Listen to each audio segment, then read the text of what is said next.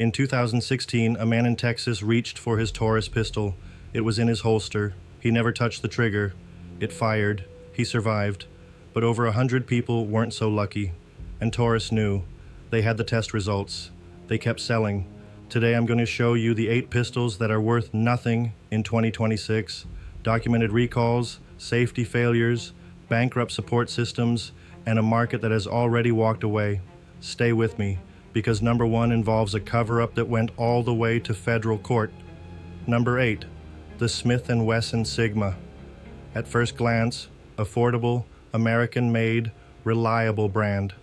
Sounds like a smart buy, but here's what most people don't realize. The Sigma was Glock's design, copied so closely that Glock sued Smith & Wesson and won. Smith & Wesson paid millions in settlement. The trigger pull is notoriously heavy, over 12 pounds in many examples. Documented accuracy issues at anything beyond 15 yards. And here's where it gets worse. Smith & Wesson quietly discontinued it. No parts support, no warranty service. Sigmas that sold new for $350 now sit in used bins for $150.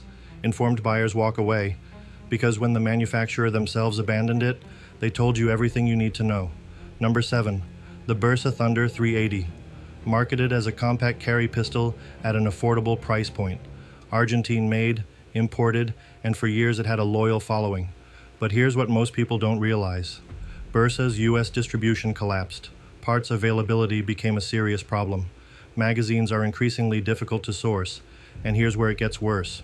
When your carry pistol depends on parts that don't exist, it stops being a carry pistol, it becomes a wall decoration. Bersa Thunder 380s that sold for $280 now sit unsold at $120. No distributor, no warranty, no future. Number 6, the Kel-Tec PF-9, launched as one of the thinnest 9mm pistols on the market. Ultra lightweight, affordable, easy to carry. At first glance, a great value at under $300. But here's what most people don't realize. The PF-9 has one of the highest documented failure rates in its class. Feed failures, extraction failures, and frame cracking have been documented extensively across owner communities. And here's where it gets worse. Kel-Tec's quality control is inconsistent. Some work fine, many don't, and you won't know which one you have until it fails. On the used market, informed buyers avoid them entirely. A pistol you can't trust is worth exactly nothing. Number 5, the SCCY CPX-1, positioned as the ultra-budget defensive pistol. Under $200 new. Sounds like a deal. But here's what most people don't realize. SCCY's trigger system has documented reset issues. In a defensive situation, a trigger that doesn't reset reliably is catastrophic. Documented failures include failure to fire, failure to eject, and trigger reset failures, all in the same gun. And here's where it gets worse. The resale value reflects exactly what the market thinks. CPX-1s sell used for $75 to $100. Dealers won't take them on consignment.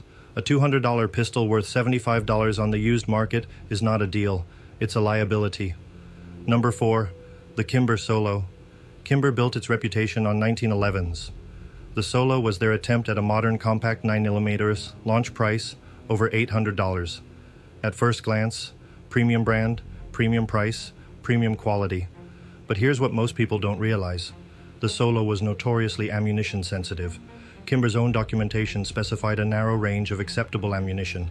Outside that range, malfunctions. For a defensive pistol that may need to fire any available ammunition in an emergency, this is a fundamental design failure, and here's where it gets worse. Kimber discontinued the Solo entirely. $800 pistols now sell used for $350 to $400, over $400 lost, and no manufacturer support remaining. Number 3, the Ruger SR9. Ruger launched the SR9 as their modern striker-fired pistol. In 2010, Ruger issued a voluntary recall of approximately 570,000 SR9 and SR9C pistols. The problem, under certain conditions, the pistol could fire if dropped. A drop-fire pistol is not a safe pistol. The recall required a complete disassembly and inspection by Ruger. But here's where it gets worse. Not all SR9s were returned for service. Thousands of unrepaired SR9s remain in circulation today.